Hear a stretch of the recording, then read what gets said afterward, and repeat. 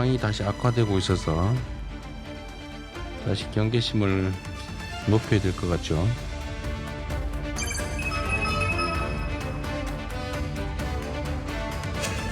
매점 매석이 지금 국내 경제에 미치는 영향이 너무 크기 때문에 앞으로는 매점 매석에 대해서는 좀 더 엄중 대응을 해야 되고,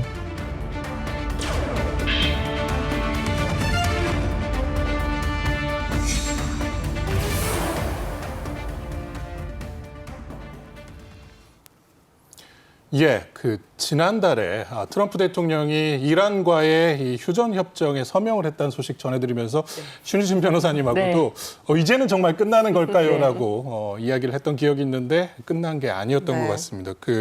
미국의 이란에 대한 공습이 지금 열흘 넘게 다시 이어지고 있고 이란도 요르단 공군기지 폭격하면서 미군 사망자가 또 나왔습니다.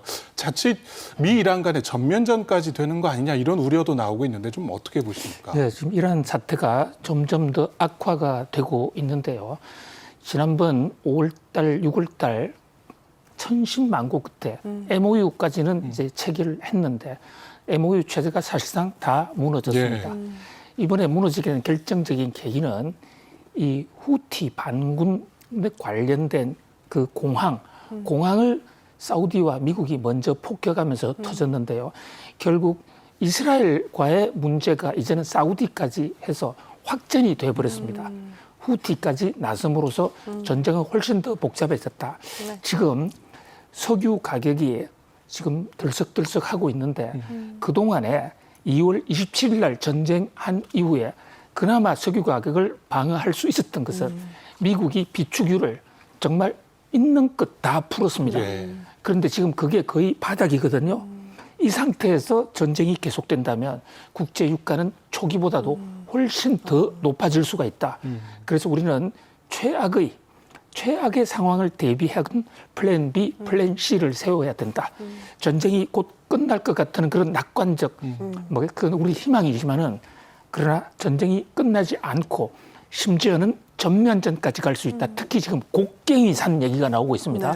요게 핵시설이 있는. 그렇습니다. 곡괭이산이라고 이 이란의 지금 핵시설 중에서도 우라늄 농축한 거 숨겨놓은 지역으로 지목되는데 방금 트럼프 대통령이 곡괭이산을 폭격하겠다. 곡괭이산 폭격하면 정말로 벌집을 건드리게 됩니다. 그래서 최악의 상황을 우리가 가정한 그런 플랜 B, C를 가동해야 될 때라 이렇게 보여집니다. 예, 미군 전략 자산들 전진 배치되고 있고 이제 후티 반군이 홍해를 봉쇄할 경우에는 홍해에도 타격을 할 계획이다라고까지 강경하게 나가고는 있습니다만 트럼프 대통령 입장에서 이제 11월 중간 선거도 있고 유가도 상당한 부담이 됩니다. 이게 중간에 좀 다시 한번 합의점을 찾을 가능성은 좀 어떻게 보십니까? 네, 저는 오히려 확전 쪽에 가능성이 좀 무게 중심을 둬야 된다. 왜냐하면요, 우리는 미국의 물가만 생각해서 트럼프 대통령이 전쟁 오래 하지 못할 거다 했는데 그게 한 7, 80%는 맞습니다. 그런데 사실 물가는 미국이 당할 수 있는 두 번째 문제고 트럼프 대통령의 중간 선거에서 가장 큰 변수는 그동안에 전쟁을 했는데 성과가 뭐냐. 거기서 최소한 이란 핵 문제에 관해서 어느 정도 제동을 걸었다든지 또는 우라늄을 농축을 완전히 차단했다든지 이걸 해내야 되는데 지난번 MOU에서도 그 대목을 좀 애매하게 했다가 좀 문제가 더 얽힌 것이거든요. 그런데 이란이 이것을 양보를 할 가능성이 없습니다. 결국 이렇게 되면 곡괭이산을 칠 가능성도 있다. 그래서 지금 전략자산 배치하는 거지 않습니까? 전략자산 배치하는 것에 이란이 얼어서 좀 많이 양보를 하면 문제는 달라질 수도 있겠지만 현재 강대강 대치는 곡괭이산 폭격으로까지 이어질 수 있지 않나 그런 좀 걱정스러운 생각을 해봅니다. 네, 지금 예멘 후티 반군이 지금 사우디아라비아를 상대로 이제 해상을 봉쇄하겠다라고 선언을 했습니다. 그렇게 되면 이제 호르무즈 해협에 이어서 홍해 석유 수송로가 좀 차단이 될 수 있을 것 같은데 이렇게 되면은 이제 좀 더 심각해진 상황이 되겠죠. 그렇습니다. 호르무즈 해협은요, 거기가 그 바다가 막다른 길입니다. 그러니까 페르시아만 들어가면 돌아 나올 수밖에 없는 한마디로 얘기하면 통행로가 아니라는 거죠. 오로지 거기는 석유가 있기 때문에 석유를 파내오는데 중요한 해 협이기는 하지만 네. 그러나 경제 전반적으로 물동량으로 볼 때요. 홍해는 그 홍해를 통해서 수에즈 운하를 통해서 유럽으로 가지 않습니까? 네. 현재 전 세계 컨테이너 물량의 30%가 바로 홍해를 네. 넘나듭니다. 해상 물동량의 15%인데 이 그동안에 호르무즈 해협을 봉쇄함으로써 석유 가격만 올랐다면 네. 홍해가 봉쇄되면 네. 전체 물가가 다 오를 수가 있습니다. 더 심각해지는 거군요. 네, 그런 면에서 상황은 째깍째깍 좀 더 위태로워진다. 물론 후티가 미국의 협박 속에 과연 봉쇄를 할까? 근데 지금 일단 사우디로 향하는 배, 네. 사우디 항구에서 나오는 배는 일단 봉쇄 선언을 했거든요. 네. 자, 이 대목이 자칫하면 그러니까 호르무즈 플러스 홍해 전면 봉쇄, 그야말로 중동 전역에 바닷길 해상로가 다 막힐 수도 있다. 그런 면에서 좀 주목해야 될 것 같습니다. 예. 당장 걱정이 되는 것이 이제 국내로 들여오는 원유들일 텐데 일단 해수부는 지금 홍해 쪽 벗어난 우리 측 유조선들의 큰 문제는 없다라고 밝힌 상황입니다. 네, 맞습니다. 현재로서는 이제 국내 원유 수송에 직접적인 차질이 없는 상황인데요. 예멘 후티 반군이 이 홍해 봉쇄를 선언하면서 긴장이 높아졌지만 해양수산부에 따르면 현재 국내로 들어오는 원유 수송 중인 한국 유조선 5척은 모두 이미 홍해를 통과해서 위험 해역을 벗어났다고 합니다. 또 당분간 홍해로 새롭게 진입할 예정인 유조선도 없기 때문에 이 점에 대해서는 영향이 없다고 봐야 되는데요.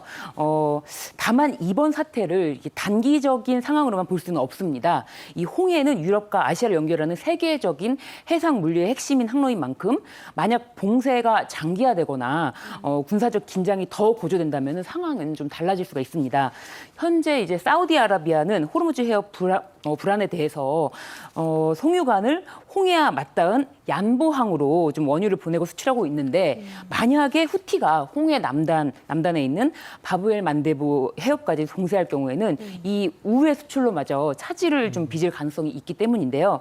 이 경우에는 선박들이 이제 아프리카 희망봉을 우회하는 장거리 항로를 이용해야 될 수도 있게 됩니다.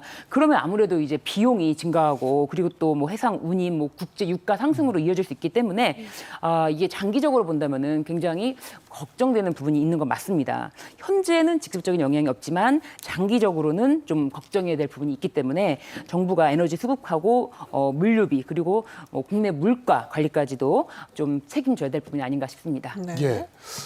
호르무즈 해협 상황 불안에 이어서 만약에 이제 홍해까지 봉쇄가 된다면 그야말로 이제 원유 들여오는 2대 수송로가 모두 막히게 되면서 석유 가격 급등하는 거 아니냐 이런 우려도 나옵니다. 사실은 MOU 이루어진 이후에 우리가 이제 뭐 이부제도 다시 해제를 하고 에너지 절약 조치가 좀 느슨해지긴 했었는데 앞으로 전망은 좀 어떻게 보십니까?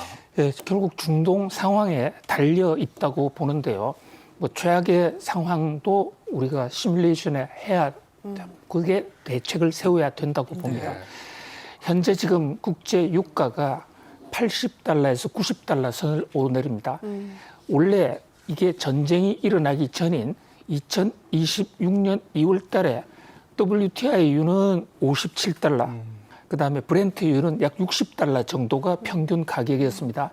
그때에 비해서 지금 약 한 절반 50% 정도 올라 있는 상태지 않습니까?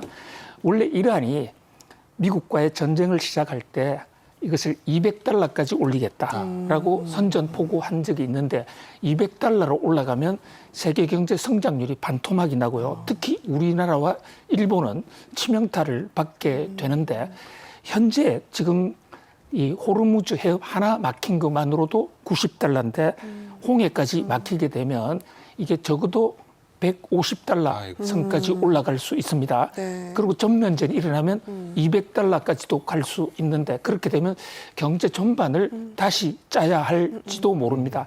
물론 그렇게까지 안 갔으면 그렇게 바라고 또 미국이나 이란 양측도 피해가 있기 때문에 네. 뭐 자제를 하는 쪽으로의 가능성도 열어놓고는 있습니다만은 그러나 150달러에서 200달러 선까지도 우리는 그 전제를 하고 대책을 세워야 된다 이렇게 보여집니다. 예. 네.